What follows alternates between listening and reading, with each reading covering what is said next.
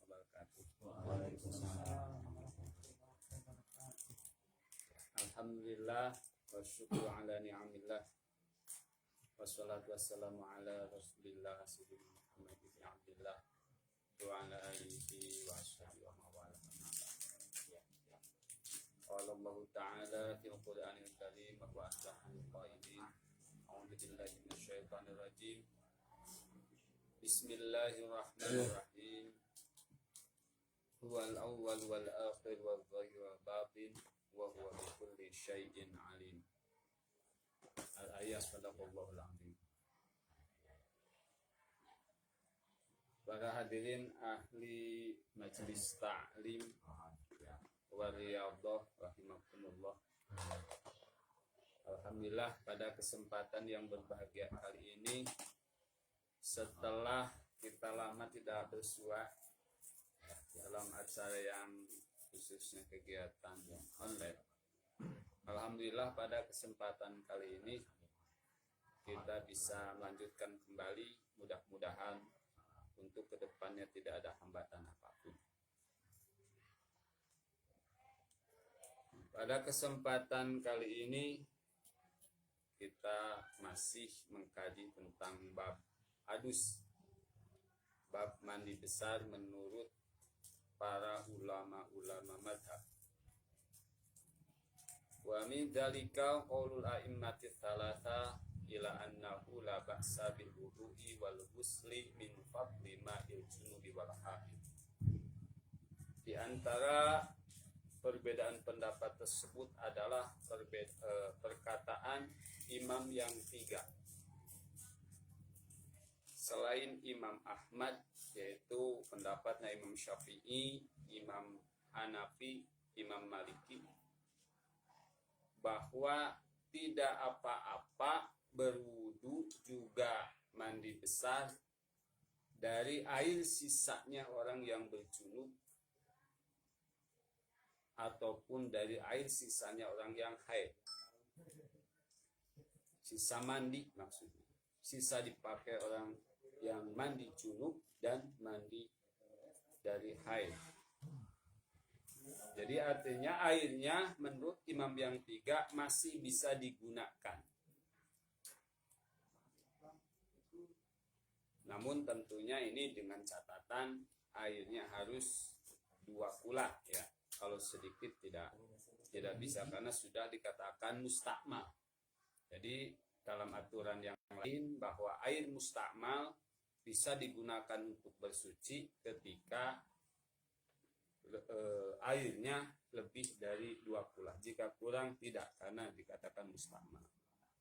Namun permasalahan berikutnya, meskipun airnya mustakmal, tapi mustakmalnya karena bekas dipakai junub ataupun haid. Karena biasanya kalau wudu ya di kolam itu hanya digunakan untuk berwudu saja, tidak dipakai junub atau haid. Menurut imam yang tiga itu bisa dipakai untuk berwudu kembali. Namun menurut Imam Ahmad, innahu la yajuzu lirrajuli ayyatawadda'a min fadli wudu'il mar'ah. Bahwa seorang laki-laki tidak boleh berwudu dari air sisanya wanita. Di sini mutlak ya, air sisanya mandi wanita. Ini belum diperinci apakah mandinya mandi biasa ataupun mandi besar. Pokoknya setiap air sisa mandi wanita menurut Imam Ahmad tidak bisa dipakai untuk berwudunya laki-laki. Artinya mengenai air mustakmal meskipun sudah 2 kula itu diperinci kembali, terkhusus bagi laki-laki menurut Imam Ahmad tidak bisa digunakan ketika air mustakmalnya bekas wanita. Idlam yakun yusyahidha.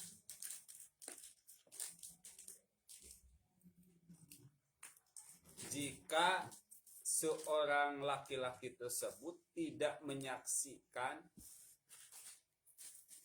seorang wanita yang mandinya, bukan dalam artian ngintip ya.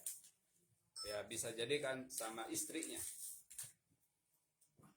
Wa wafaqa Muhammad bin Al-Hasan ala annahu yajuzu lil mar'ah al-wudu'u min fadlir rajuli. Dan hal ini sepadan ya dengan pendapatnya Muhammad bin Al-Hasan bahwa seorang wanita boleh wudu dari sisanya air junub laki-laki. Wal mar'ah juga sisanya wanita. Jadi kalau wanita itu boleh dari sisanya laki-laki, juga boleh dari sisanya wanita yang lain. Nah, sehingga pendapat Muhammad bin Al-Hasan sama dengan pendapat Imam Ahmad. Bisa menggunakan air mustakmal bagi laki-laki jika yang menggunakannya sesama jenis. Laki-laki boleh untuk laki-laki gitu ya, wanita boleh untuk wanita. Adapun laki-laki bekas wanita itu tidak boleh. Fal awal mukhaffaf wa tsani fihi musyaddad fi tasydid. Hukum yang awal tadi yang menyatakan boleh ini dihukumi hukum yang ringan. Artinya dibolehkan karena ada keringanan. Wasani, adapun hukum yang kedua yang mengatakan tidak boleh, itu hukum yang lebih tegas, lebih berat ya resikonya. Faruji al-amru ila martabatil mizan. Maka perkara ini dikembalikan kepada dua pertimbangan hukum. Wajhul awal, alasan yang pertama kenapa tadi seorang laki-laki boleh berwudu dari sisa mandi junubnya baik laki-laki ataupun perempuan. Alasannya dibolehkan tersebut subutul adillah fihi, karena ditetapkannya dalil-dalil mengenai masalah ini. Jadi memang secara dalil banyak yang menjelaskan tentang kebolehan menggunakan air mustakmal.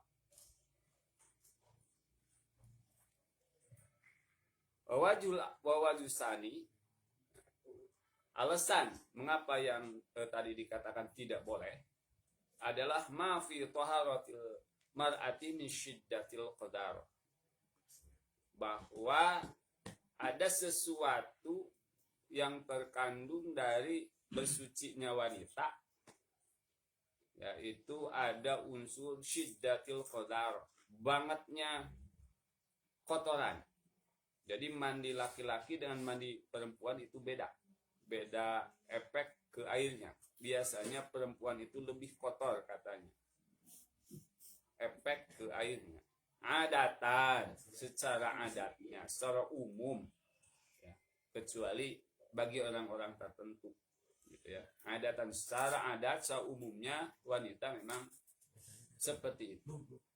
Walidzalika qayyada Ahmad dalika bima idalam yakun yushahidha fayahmiluha ala annaha lam takun nadifatan halat tatahuriha laysa ala badadiha qadarun bi khilafi ma idza kana yushahidha halat ghusliha.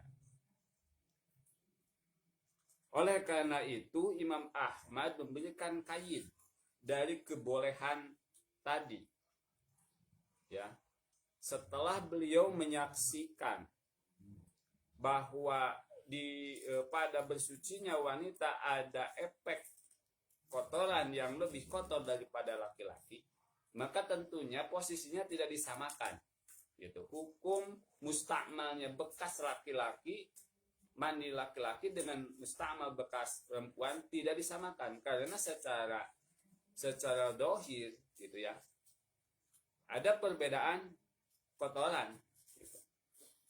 yang terlihat di airnya. Tapi itu pun dikaidi, ya, jika laki-laki tersebut menyaksikan adanya kotoran, tidak menyaksikan adanya apa, kotoran. Misalkan wanitanya yang adusnya tidak disaksikan adanya kotoran seperti haid, ya, bekas haid ataupun bekas nipas. Jadi tidak disaksikan adanya pencampuran najis di sana.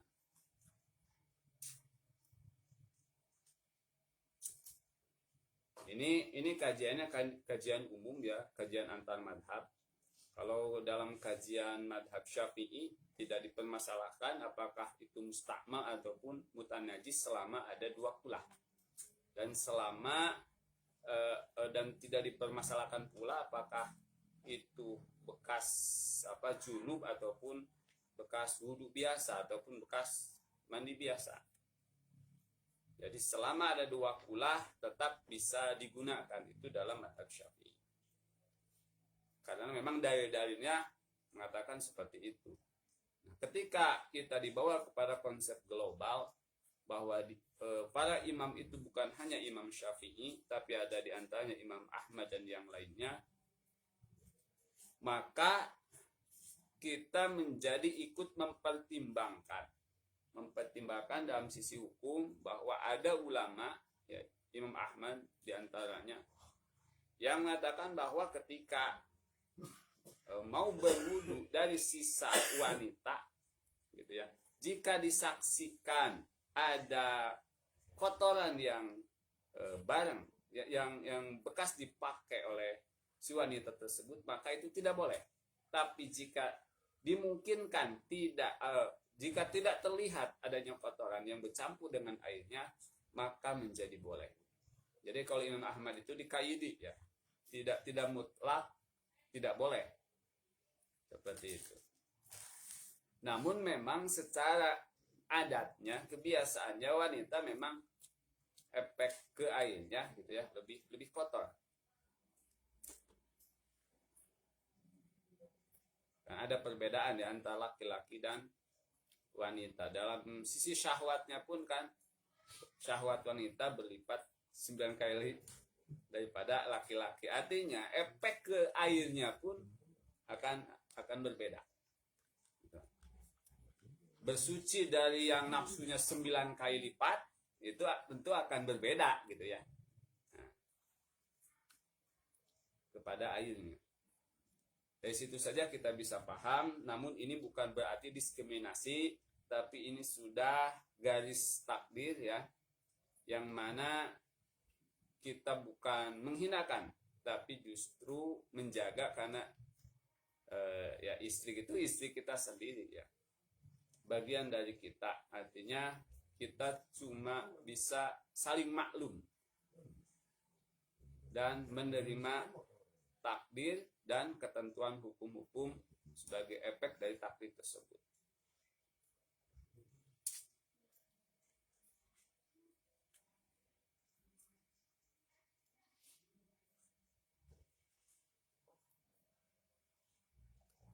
Maka fallaik annalaik bil akabir atsani, bahwa hukum yang pantas buat para pembesar, para ulama, para pembesar, ya, ataupun mukmin yang soleh, yang sudah yang rajin dalam ibadahnya, yang lebih menjaga kehati-hatian di dalam ibadahnya, itu yang lebih pantas itu yang kedua, yaitu tidak boleh berwudu dari bekas mandinya orang yang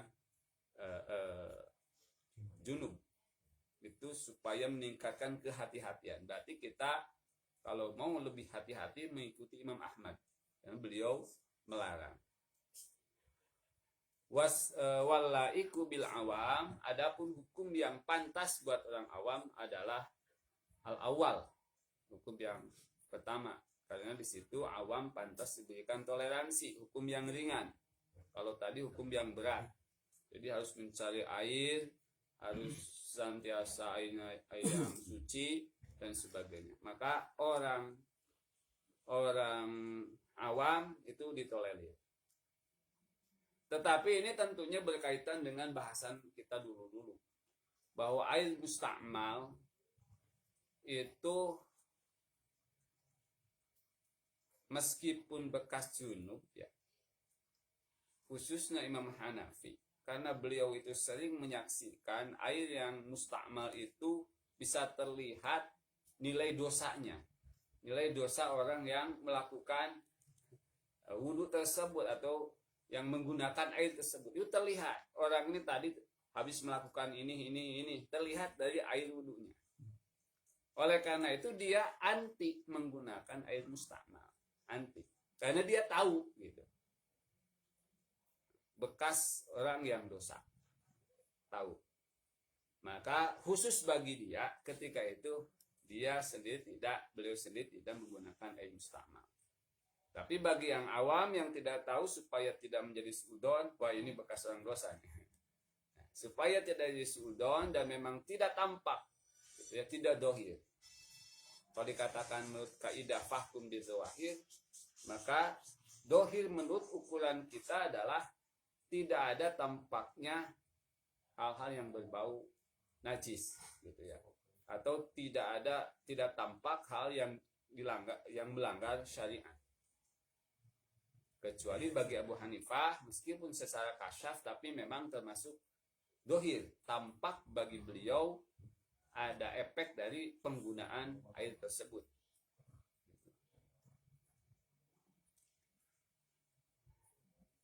Itu hukum yang pertama. Wa min dalika ikhtilafu ashabi Syafi'i fi wujubil ghusli minal wiladah bila balalin. Di antara perbedaan pendapat adalah adanya perbedaan di antara santrinya mazhab Imam Syafi'i. Jadi di internal mazhab Syafi'i, para santrinya ada yang berbeda pendapat. Di dalam masalah wajibnya adus mandi besar setelah melahirkan, setelah seorang wanita melahirkan tanpa adanya basahan, tanpa adanya air nipas, bila balalin tanpa adanya air yang keluar, apakah airnya air darah nifas ataupun air ketuban, dia tanpa ada air yang keluar. Nah, menurut santri Syafi'i itu ada istilah, apakah wajib adus atau tidak, karena yang keluar itu bukan najis tapi bayi, gitu ya. Nah, ketika yang keluarnya suci, apakah ini akan dihukumi sebagai orang yang berjunub atau tidak? Gitu.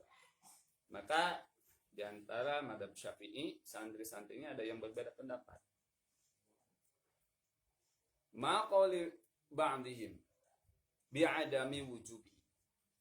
Beserta di pendapat sebagian dari santri Syafi'i, Imam Syafi'i, ada yang mengatakan tidak wajib adus meskipun habis melahirkan jika tidak ada cairan yang keluar. Fal awal musyaddad wa tsani mukhaffaf.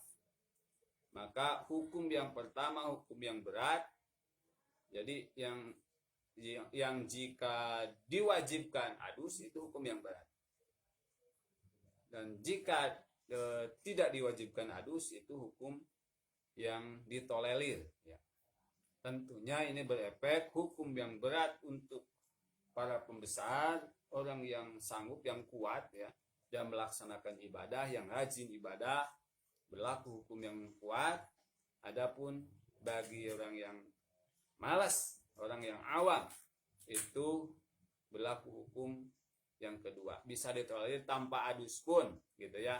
Setelah melahirkan, jika tanpa ada cairan, bagi yang awam boleh tidak adus.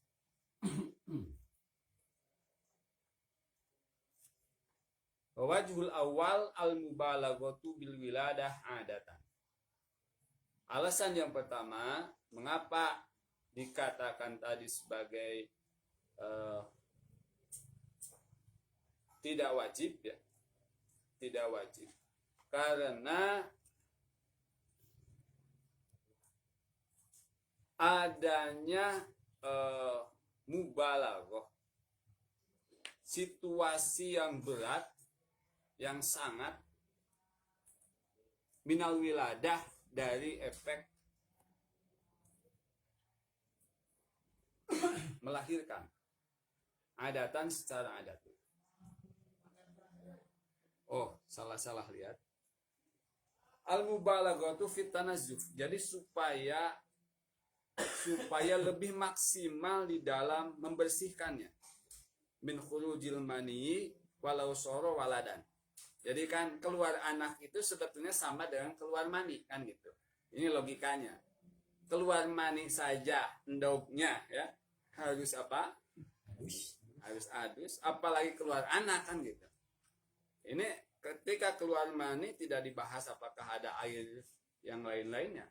Keluar mani wajib adus, maka keluar anak pun wajib adus. Ini logika dari yang mengatakan wajib adus. Nah, kemudian, jadi dari situ ada efek yang lebih maksimal supaya lebih bersih gitu ya. Karena masuk di akal juga gitu. Bahwa jusani, tapi ada alasan juga bagi yang mengatakan tidak harus, adalah annal ghusla al-madkur ma syuri'a illa lil qadar. Gitu ya. Syariat itu kenapa tadi diwajibkan adus? Itu supaya apa? Supaya lebih membersihkan kotoran yang ada. Anagus al-madkur, adus yang dimaksud tadi tidak masyurnya illal qadar, tidak mungkin disyariatkan kecuali karena ada kotoran.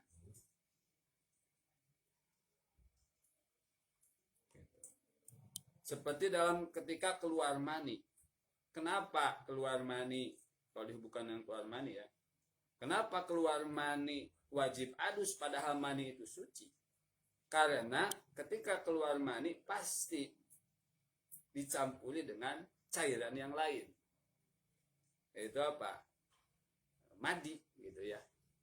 Air bekas, air apakah air keringatnya, apakah madinya. Gitu. Air yang timbul dari syahwat gitu, atau dari capek apa? Bekerja gitu. Itu pun termasuk kotoran yang bareng bersama anak. Oleh karena itu tidak bisa semena-mena keluar anak tanpa cairan disamakan dengan keluar air mani. Beda. Keluar air mani pasti dibarengi dengan hal yang najis. Tapi keluar anak gitu ya. Ini ketika tidak ada cairan yang lain, maka berarti tidak termasuk najis, tidak ada kotoran lain yang mewajibkan disyariatkannya adus tersebut. Oleh karena itu, alasan yang kedua juga masuk akal. Jadi menurut yang kedua tidak diwajibkan ketika kondisi seperti itu.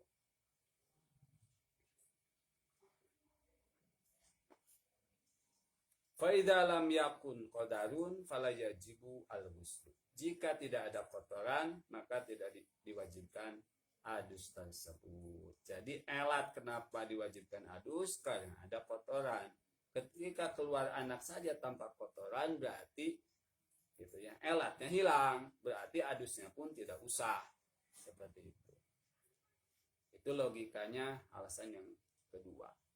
Jadi dua-duanya sama-sama memiliki alasan.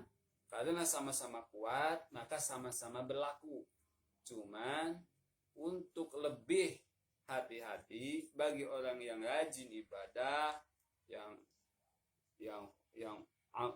khos ya, ahli ilmu gitu. Ini diwajibkan lebih hati-hati. Jadi tetap meskipun tidak ada cairan wajib apa? Wajib adus. Ini menurut Imam Sya'rani pilihannya seperti itu untuk orang yang khos. Adapun orang umum ya nggak apa-apa lah gitu. Berikan hukum yang ringan, namanya juga orang umum. Ibadah saja sudah malas, apalagi diberikan beban yang rumit, yang berat. Dan ini bukan berarti enak-enakan pilih-pilih hukum yang apa? Hukum yang ringan, bukan. Seperti ada larangan talfek, tidak boleh talfek dengan alasan dikhawatirkan takut menyepelekan hukum. Jadi menganggap enteng, jadi mengambil yang enaknya saja, mengambil toleransinya saja. Biasanya yang menyepelekan itu, jika sekalipun menyepelekan itu terjadi, pasti itu dilakukan oleh orang awam, karena orang yang mengerti tidak akan menyepelekan. Dan jika orang-orang awam memilih hukum yang ringan seenaknya, itu kan ternyata memang itu hukum buat mereka. Jadi tidak perlu, menurut konteks di sini tidak perlu ada kekhawatiran talfek. Karena talfek itu yang isinya adalah kekhawatiran memilih hukum yang lebih ringan, itu terjadi oleh orang-orang awam biasanya. Dan orang awam lebih pantas untuk memilih hukum yang ringan. Lebih hak, lebih adil hukum ringan diberikan kepada orang yang tidak mampu, yang membutuhkan keringanan. Dan bagi orang yang ahli ilmu, yang mengerti, yang ngaji, tentu gitu ya, mereka akan memilih hukum yang sepadan, gitu, yang lebih hati-hati, yang lebih baik, gitu. Karena sudah terbiasa ngajinya pun ya, senantiasa ngaji, senantiasa meningkatkan ibadahnya, ya sudah terbiasa dengan beban yang berat, ya pasti ketika diberikan hukum yang berat pun itu sudah biasa, sudah bisa.